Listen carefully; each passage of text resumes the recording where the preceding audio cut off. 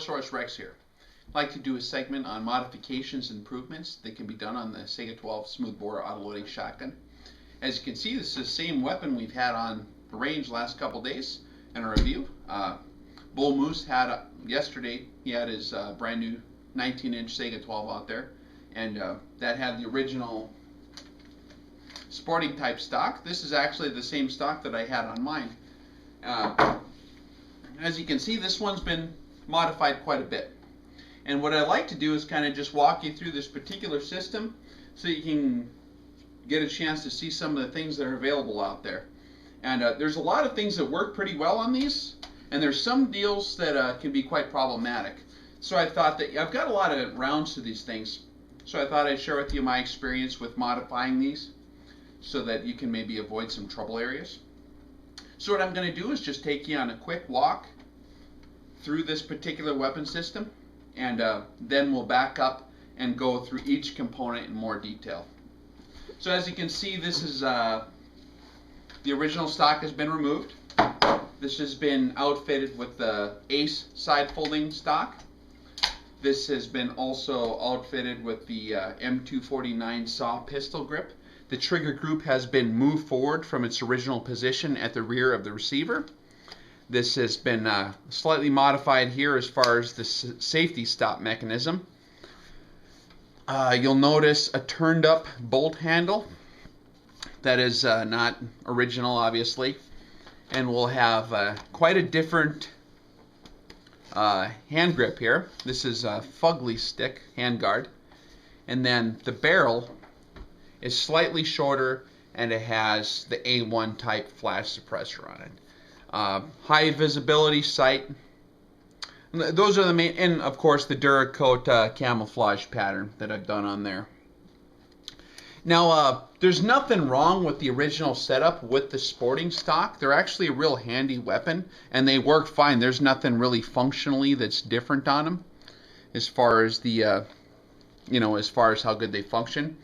But I'm really used to the original AK-47 platform, and I wanted my Saiga 12 to have the same setup as like an original AK-47. So I opted to do the full conversion to get it to kind of the same specifications like the Saiga 12s they have over in Russia that they issue to their Spetsnaz. This is different than that, obviously, but more of the original AK-47 type platform. So let me kind of show you some of the first things that we did with this. And one of the first things you do when you do this full modification, the hardest part to do is to move this trigger group forward. And some of these deals here. As you'll notice, the original trigger is laying right here, and the original internals. And they're kind of different than a standard AK-47 type trigger because they're designed to fit in the rear of the receiver. You'll notice on here's a regular AK-47.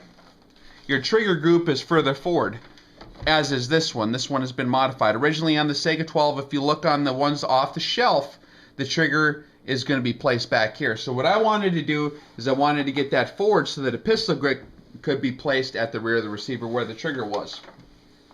And one thing that I was kind of thinking that a guy would have to do was there's a hole down here where the AK-47 trigger would fit. And I thought that that would take kind of some extensive milling or something to get this hole. But actually there is a plate that comes on the original Saiga 12s that goes over this trigger hole. So the receivers, when they import them, they have this trigger hole milled out already, but they put this like plate deal over there, and it's a combination of a plate, and it also is kind of a big piece, and it also serves as a safety stop as well.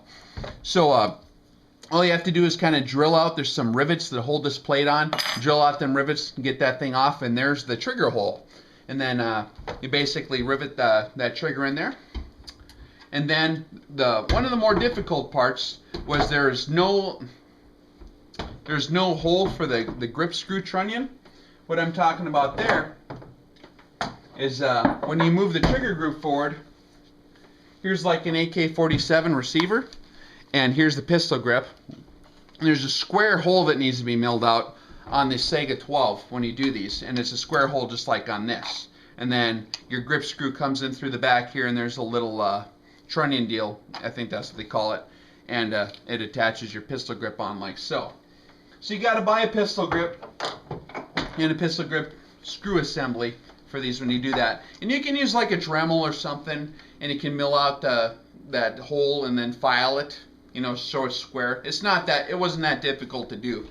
Now, when I chose pistol grips to do on this, I opted for the Tapco M249 saw style pistol grip, which is this, as you'll notice on like a regular AK-47 grip. It's quite a bit smaller, and a lot of guys really hate these grips on the regular AKs. I actually don't like them on the original AK-47 platform. They work fine on that. But with a shotgun, I kind of wanted something a little more beefy, anticipating a little more recoil possibly. And I just wanted a better hold on the weapon. So I really like this saw pistol grip. I got pretty big hands too, so it seems to be quite adequate for my use anyhow. So I opted for the saw pistol grip. So when we got the trigger group, move forward and attach this AK-47 pistol grip here. That was the first thing. The second thing we did was that we removed the original buttstock and put in the ace side folding stock. But originally, this ace side folding stock came with a mounting block, like so. This is the mounting block that came with the ace side folding stock, and this was quite a bear. This thing was giving us a heck of a time. What would happen is, you see the way this mounts, is there's a little groove right here. And, you know, like on a regular AK-47, there's a tang that comes on the rear of the receiver, and there's two holes for two screws where you put on the stock, and then them screws hold it to the stock. Well, what this deal would do for the ace side folding stock is this folding mechanism would bolt on the rear of this. This would fit up in there, and there would be a couple little Allen screws that would fit in, and there would be a nut that would slide inside here. And when you tighten them Allen screws, it would just kind of hold it via friction. So it would just kind of like hold it together. It wasn't really solidly mounted. And then it had this kind of these little screws right here. You can turn them in and out so that it can be like wider or narrower to fit your particular receiver. This design proved to be quite a pain in the butt. What happened was, after I bought a box of shells, them screws would wiggle loose and your stock would just fall completely off. There was nothing really holding it there solidly. And so what I would do is you'd get the Loctite out, you put Loctite on there, tighten it down again, put another box through it, screws would wiggle out despite the Loctite, stock would fall off. You wrestle with it, you're digging for screws in the grass. Not a good setup, especially if you're going to use this for a serious fighting weapon. I mean, you don't want to be digging around for screws. You want your buttstock to fall off. So after wrestling with this deal for a long time, we just ended up taking the tang of the rifle, that little piece that comes off back here, and we just cut that off at the receiver, and found a piece of steel about yay big, a little bit less than a ½ inch big, and kind of fit it to fit inside the rear. You can't see it on here with the stock attached so much, but we put a piece of steel back here, kind of like an AK-47 pistol would have, that back plate that's smooth. We welded it in, smoothed it off, ground it smooth, and then we drilled and tapped it. There's 4 screws that, kind of like on here, the 4 mounting screws that would hold it onto this deal. We just drilled some holes and tapped them, and then put them screws directly into here. This is, it's 100% solid. It has not wiggled at all since we've installed it. That was an excellent idea. Now, I've heard that Ace sells some kind of kit or some deal that kind of does that, like you can fit it back in there and then you can cut the tang off and weld it in. Some welding kit, I don't know. We just kind of made it out of some metal we found laying around. But that was one deal that gave us a lot of problems. So if you're going to do the Ace side folding stock, I would avoid this deal at all costs. It's just a pain in the butt. Unless you're just going to set the rifle on the, in the corner of the room or pose with it or whatever. But if you're actually going to be shooting this thing a lot, it's going to just be a pain in the butt. So I'd recommend something a little more solid like this. Another thing that we did is this bolt handle here. Now you might ask, why such the big goofy bolt handle? You know, the standard AK-47 type bolt handle is what came on the Saiga 12, like this here. And well, there's a reason for that. Reloading the Saiga 12 can be a little bit awkward. These things are a little bit fussy with the way the shells sit inside the magazine. They sit real high in the front. And as you know, like you got these magazines that rock in like so. When the bolt is closed and this is loaded, when it's empty it goes in fine. But when this is loaded with shells, this can be quite a bear to wrestle in here sometimes. It can be forced in. So a lot of guys prefer to load magazines on these Saiga 12 shotguns with the bolt open. Now on the Saiga 12, if you don't already know this, there is a switch right here behind, well, where the trigger is now, that holds the bolt back. So you push this button at the same time you hold, and it holds your bolt back.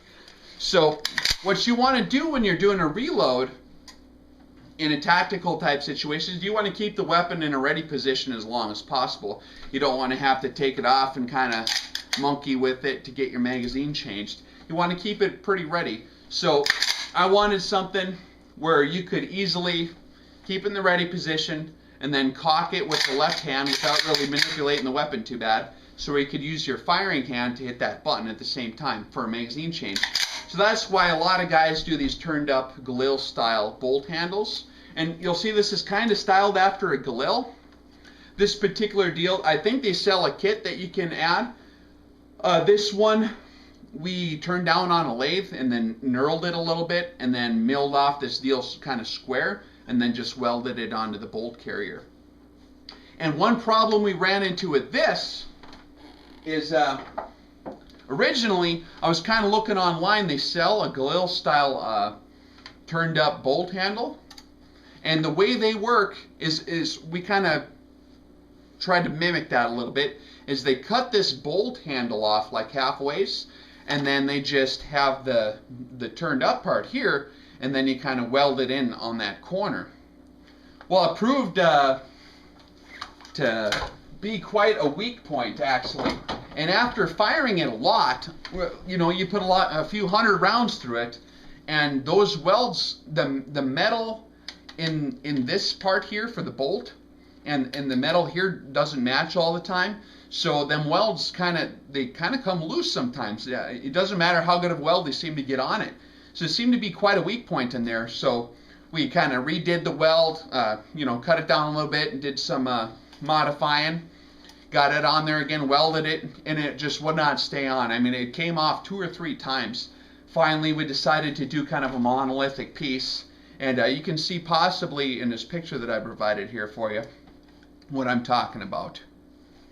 But if you look closely here, this is all one piece of steel, and then where it joins the bolt itself here on the bottom, flush against the bolt, it's got a good long weld all the way around it. So just keep in mind that if you decide to modify this, that the steel on this bolt carrier might not necessarily be a good match for whatever steel you're going to use for this bolt handle. So keep that in mind, and just pay good close attention to the quality of the welds that you're doing in here and the design to make sure you don't want your bolt handle to fall off when you're trying to reload or cock your weapon. Another deal that we did on this particular gun is the original, there's a safety stop mechanism right here. I don't know if you can see that. It's a little block when you push the safety down, when you take it off so it's on fire. There's a little block that kind of holds it. Originally, we thought we would just use this original plate that was kind of covering this trigger hole in the first place, and there was kind of a tab that stuck out in there. But it seemed after a while like if you're kind of slamming it around and putting some heavy use on it, or throwing it in a vise or throwing it around, that this plate would kind of bend a little bit. So I wanted something a little more solid. So we just get a little tiny piece of steel, square steel, put it up in there, and actually welded it in. So it's just it's a dedicated little piece just a little tiny modification that seemed to kind of eliminate some problems. These particular handguards, here's the original handguards that came on it. I had painted these kind of a olive drab. This is a Duracoat finish on these. There's nothing wrong with them. They work fine. But what I was thinking would be nice would have the ability to mount on some kind of a modular rail system. And the slots on this is a Fugly Stick handguard made by Fugly Stick. And they make a whole bunch of different patterns, but they're all aluminum. And they come with these rail deals here, these slots. And then you can put these on, and they tighten on. They kind of hold on there. And then I thought, like flashlights or forward grip. Well, after you get to, you might ask why I don't have any of that stuff mounted on here now. Is in my opinion, I like to keep the weapon system as light and handy as possible. And the more junk you have on there that you don't need, the worse off you are, because it becomes kind of a big clunker to drag around. You can't get it out of a vehicle. You can't pull it up as quick. There's just too much stuff hanging off of it. So I like to keep it as trim as possible. And besides, with a shotgun like this, with this much firepower, you don't need like a lot of lasers and stuff. You don't need that kind of help. You should be able to just point it pretty well. A flashlight might be handy in some like entry type situations for a SWAT team or something, or maybe home defense or something. A flashlight would be good. But in most other situations, a flashlight could probably be kind of a problem. So I just try to keep it as trim as possible. Now, one deal that I noticed when I did have this forward grip on here, I had a rail, and then you could put a forward grip on. A lot of guys like to run forward grips, especially if they're using like a drum magazine. This is a Wraith Maker drum. This is the aluminum type. There's another one made by MD Arms. It's kind of a plastic drum. But either drum you use, you'll notice that when you get her locked in there, it can be a little bit awkward for your wrist can kind of hit here before you're holding it. Now, you'll notice in the shoots we've been doing earlier, it's not a problem for me. I've gotten used to it.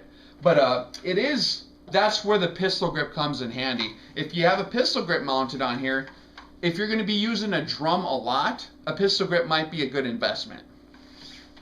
If you're using the standard AGP magazines, there's no need for a pistol grip at all. It just gets in the way.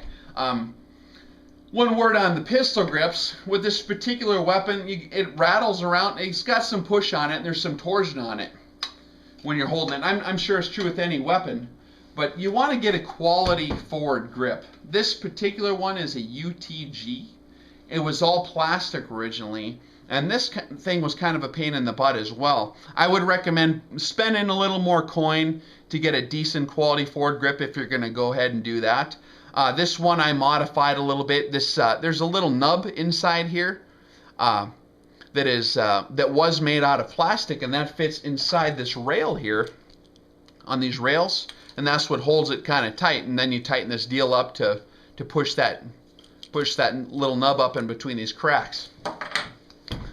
Well, that plastic nub wore off basically in the first couple days of hard use. Like you put a couple 100 rounds through it, and you're changing mags, and you're just using it a lot. It slopped out pretty quick. So I just cut that nub off, and I drilled the hole where it used to be, and I kind of started a hole, and I put in a big old nasty lug screw, actually. So there's a steel screw in here, kind of mounted into the plastic, and then I just cut the head off. So it's the same diameter that old plastic nub used to be, but now it's like a steel deal. And that solved that problem pretty good. So you can make a cheap grip work. If you do a little bit of tinkering, sometimes it can be a pain in the butt. But it just might be easier to get a quality grip. You might notice on the range the last couple days, like yesterday, we're using some of the really low velocity, low power, what do they call them, universal target loads, like by Federal, I think is what, or universal loads or whatever, multi-purpose loads. They're like in the Federal bulk pack that you can get at Walmart. And a lot of guys claim, if you read online, that these Saiga 12s will not run on those multi-purpose low velocity, the low brass type ammo like this. The Winchester is even a little bit worse because that seems to be a little more lower of a power even yet. But as you can see, this particular weapon was handling the low velocity stuff. When it was brand new, it was a little more fussy before it got broke in. So there are some modifications done to this that are internal as well, that cannot be seen externally, that have really aided to the function of the weapon. And particularly with the little bit short of a barrel, this is actually 18.5 inches with the permanently attached A1 flash hider here. So there's quite a bit less gas pressure on this particular shotgun here than there would be even on the regular 19-incher. And this, as I pointed out on the range the last couple days, retains the original. This is the bone stock gas system. They do make an upgrade for this, which is like a 5-position. As you know, this has 2 settings. Number 2 is for light loads. Number 1 is for your magnum loads. And I haven't modified the gas system on this at all, but yet it reliably feeds any ammo I can feed it. This thing even eats Winchester, no problem. What I found helps out these Saiga 12s quite a bit is if you get into the action here, you'll notice you got these little rails inside the action that the bolt carrier and the bolt kind of ride on. In here, there's some surfaces, the mating surfaces. And this thing's kind of dirty. I haven't cleaned it in a long time. I've been kind of running it to see how long it'll go without a cleaning. But what I did is I really polished up these rails, especially after I tinkered with the barrel. It got less gas pressure. I didn't want to invest in this. I thought first I'm going to try to get it a lot slipperier inside to see how it'll run. And what you can do is you can get some like light, the finer grade emery cloth. And you don't want to use it too much, but there's like a lot of little burrs in here, and there's a lot of finish. You know how they spray in that kind of rough finish and it gets on the inside there? You can work that out if you just shoot it a lot like a normal break-in. I mean, after a few hundred rounds or a few thousand rounds, it'll just naturally kind of hone that out or whatever. But I wanted to really get in there and polish all these surfaces, like on the inside here too. You just kind of got to look at it and see all the different possible places where the bolt is actually sliding. And you want to look carefully. A lot of guys really spend a lot of time polishing up in here. Well, there's not a lot of friction up in there. On this particular one, there was some friction going on up in here, so I smoothed that out a little bit. But you just kind of got to look. I even put some jeweler's rouge in these grooves here on the bolt carrier and along these rails, and I just kind of worked that bolt back and forth a lot of times to get it to go, and that seemed to really help this action out quite a bit. And so let me get her back together here. So that really increased the reliability and function of this weapon. So I would do that before I would tinker with the gas system too much. Some guys even go as far as drilling it out, which would open it up quite a bit. But that's kind of the main thing I've done for reliability. A word on magazines. We have here, this is a standard AGP Generation 2 magazine. Here's like the original looks like. Here's a brand new one. And this is a 10-round single stack magazine. This is what I would strongly recommend if you're going to actually use this thing. Like, if you're not just going to be playing around with it, if you're ever going to have to really need it, I would use these. These are very reliable. They pretty much feed all the time. They're less of a problem. The drums are neat, and they're a lot of fun. And on a shooting course like we're on today, where you're engaging a whole lot of targets and reloads slow you down, you can run a drum. This drum is very reliable. This is a Wraithmaker drum.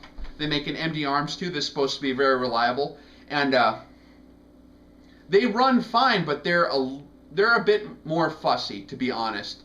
The problem areas that you're going to have with a drum is usually on the first round. They're fussy, and each gun treats them differently. This particular drum, if you load it up with 19 rounds, it seems to charge the first round fine. But if you put all 20 rounds in this drum, sometimes when you pull it back, the front of the first shell kind of comes up too far, and it'll actually jam on the inside here, and because the front of the shell is too high. So you kind of got to pay a little closer attention when you're charging the first round. You make sure that shell doesn't pop up to it. So it's not desirable for like a high stress situation. Now, if you were gonna use this drum, I would recommend loading it carefully and then charging it. You don't want to. If you're going to carry a bunch of magazines, I would not keep this in a pouch or something and then expect to be able to just load it in there flawlessly on the fly. It takes special attention sometimes to get these things in. It's also quite a tight fit inside here compared to the AGPs. Sometimes they you kind of got to finick with them a little bit to get them snapped in all the way. Now, Wraithmaker does recommend, I believe, that you either send in the weapon itself or the drum. I forget which way it goes, and they'll kind of custom fit them together so ensure reliability, and that kind of straightens out the problems. Now, this is just straight out of the box. I haven't done that, but it's excellent once you get that first round charged. It's very reliable. It doesn't jam. But I prefer the AGPs myself. They're just a lot easier to reload. So overall, I'd say that the Saiga 12 autoloading shotgun is pretty much a bulletproof design. You got the Kalashnikov pattern action that isn't going to give you a whole lot of problems. The weak point of the whole system, in my opinion, has been the magazines. These particularly work pretty well. The drums work fine, but there are some little issues that I've run into in my experience. After you put a lot of rounds to them, you'll notice that sometimes when you have a brand new magazine, some of these AGPs, I've heard some of the Surefires can be very, very tight. Spring tension you would think would be a good thing. Now when you get a brand new magazine sometimes, especially if you're using the low velocity ammo, these guns are fussy with low velocity ammo. They need a certain amount of power to cycle the action. If you have a magazine that's brand new sometimes, and you got it all the way loaded, that bolt, as it's trying to work its way back to extract the empty, is kind of rubbing on the shell that's in the top of the magazine. And if there's too much spring tension in the magazine itself, you'll see this sometimes in MD Arms drums. It has been my observation that there's a lot of spring tension in there dragging on the bottom of that bolt, and sometimes you get failures to eject. And it seems like that clears up the second you change magazines. So something to be aware of. Another thing with the magazine system is, this is a standard Kalashnikov style magazine system where you got the latch right here and you reload. And the Saiga 12, it's a little more fussy and a little bit more difficult to reload.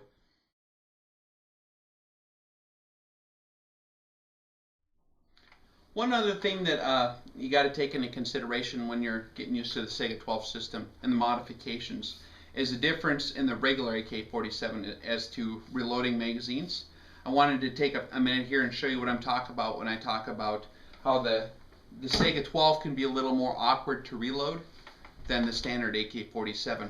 The standard AK-47, you'll notice the magazine catch here is situated in a way where it is protruding a little bit below the trigger guard. And this is kind of nice because you can do the standard AK-47 tactical reloads in which you use your fresh magazine to remove this magazine. The way this works is when you're fighting with these rifles, you want to keep it in a firing position. You don't want to bring it down off target. So you want to be able to quickly change magazines, keeping your firing hand on the weapon at all times, and then charging it over here. So when you run out, what you do is you pull out a magazine, and then you use that to knock that one out, and then you go like so. And then you got to reload. So the Saiga 12, you can't quite do this system like this because the magazine latch, you're going to notice, is situated kind of differently. Saiga 12 magazine latch is further up on the receiver here. It's higher than the trigger. So if I was going to try to do that same tactical reload with this, it's just spaced apart differently. It's a bigger magazine. It's more awkward. I can technically get in there to reload, but it's going to be kind of a pain in the butt compared to the standard AK-47. Plus, a lot of guys like to load them open. So the way I prefer to reload the Saiga 12 system is just hold the bolt back, take this out, put it in a fresh mag, and then cock it like so. So it's a little bit different, a little more awkward than the standard AK-47, but it's just something a guy can get used to.